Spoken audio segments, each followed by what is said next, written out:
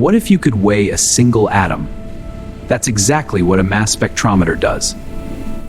It measures the mass of each isotope and tells you how much is present. That's relative abundance. First, the sample is vaporized. Then a beam of high-energy electrons knocks off electrons, making positive ions. A strong magnetic field bends the ions.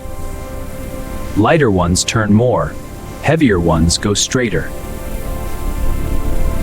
As the magnet gets stronger, heavier ions reach the detector. How? The field pulls them in. The detector sends signals to a computer. A mass spectrum appears, peaks for every isotope.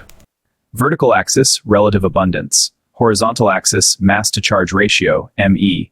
For single charges, ME equals mass number. Lead shows 4 peaks. 52% is lead 208. The rest, lead 204, 206, and 207. Let's calculate atomic mass. To find relative atomic mass, multiply each isotopic mass by its percentage abundance. For neon, 20 to 90.9, plus 21 0.3, plus 22 to 8.8. Add them all. That gives 1818 plus 6.3 plus 193.6, total 2017.9. Divide by 100, you get 20.179. Rounded to 3 figures, 20.2. Exactly the periodic table value. High-resolution machines give very accurate masses. Oxygen-16 is 15.995, not 16, enough to tell molecules apart. Why does that matter?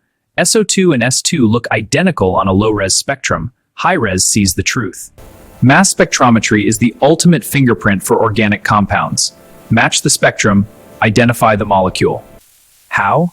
High-energy electrons knock out one electron from the molecule, making a molecular ion, M+. The peak with the highest Me is the molecular ion. For propanone, Me58, that's its molecular mass.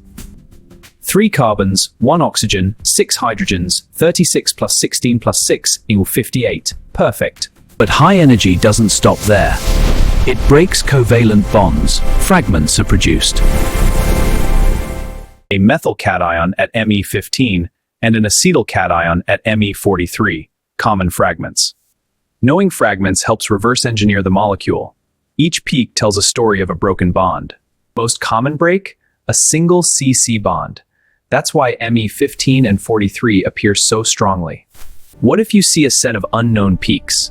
You can identify the original molecule by its fragment pattern.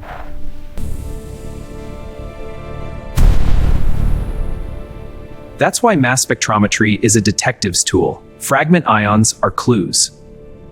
High-resolution spectrometers don't round masses. Hydrogen is 1.0078246, carbon is exactly 12. Nitrogen 14, 14.00307, oxygen 16, 15.99, huge power. 2 different molecules can both show Me45, but accurate masses? 45.05785 versus 45.02146, completely different. Low resolution says 1 peak. High resolution splits it, no more ambiguity. It's like zooming into a fingerprint. New details appear. That's the power of high res. How accurate? Down to 0.0001 atomic mass units, enough to tell C2H7N from CH3NO. So when you see a molecular ion peak, high-res tells you the exact formula, not just the mass. High-resolution mass spectrometry, the ultimate identifier for organic chemistry. Most carbon is carbon-12, but 1.1% of carbon is carbon-13, 1 extra neutron. That extra neutron adds 1 mass unit. So you always see a tiny M1 peak, 1 mass above M. The size of the M+1 peak tells you how many carbon atoms are in the molecule. If M is 54.5% and NMM1 is 3.6%, the formula gives 6 carbons, exactly. Another example, Me84, M+1 4.1%, again 6 carbons. The molecule is C6H12. Check. 6 carbons at 12 each equals 72, plus 12 hydrogens equal 84. Perfect match. Why does counting carbons matter? It tells you the skeleton of your unknown compound. What if you see no DANM1 peak? That means no carbon, so it's not an organic compound. Chlorine has 2 stable isotopes, chlorine 35, 75%, and chlorine 37, 25%. In CH3Cl, you see 2 molecular ion peaks, M at Me50 endo at Me52, ratio 3.1.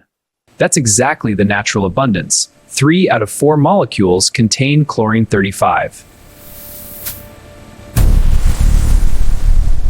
Bromine is different. Half bromine 79, half bromine 81, a 1.1 ratio. So in CH3Br, the M and M plus 2 peaks are the same height. That's the bromine fingerprint. 1 chlorine, M plus 2, 1/3 of M. 1 bromine, M plus 2 equals M. Easy to spot. What if you see a 3.1 pair? That's chlorine. A 1.1 pair? That's bromine. Check chlorobenzene. The M plus 2 peak proves 1 chlorine atom is present. With 2 chlorines, there are 3 possibilities. That gives 3 peaks: M, M plus 2, and M plus 4. The ratio comes from probability, 9-6-1. That's the definitive pattern for 2 chlorines. Why 9-6-1? Because 75% squared is 56% apra 916, 2 taken from 616, and 6.25% is 116. For 2 bromines, each isotope is 50%, so the combinations are 1-2-1, M, Gan plus 2, Gan plus 4. Equal abundance means that the M plus 2 peak is twice as tall as M, and M plus 4 equals M. For dibromoethane, M, CH2, 79Br, 79Br, that M plus 2 is mixed bromines, that M plus 4 is both 81Br. What about 101 in dibromoethane? Same pattern, M at 186, M at 188, M plus 4 at 190, ratio 1-2-1. So 2 chlorines give 9-6-1, 2 bromines give 1-2-1. These patterns are unmistakable. Practice, chloroethane. Highest Me peaks, Me64, 75%, and Me66, 25%. 3-1, so 1 chlorine. 1,1 dibromoethane, M at 186, Stex 2 at 188, double height, and a coffee, Watt at 190, ratio 1-2-1. From counting carbons to spotting halogens, mass spectrometry gives you the molecular blueprint. Now you know how to read mass spectra. Why not try one yourself? Like, subscribe, and keep exploring chemistry.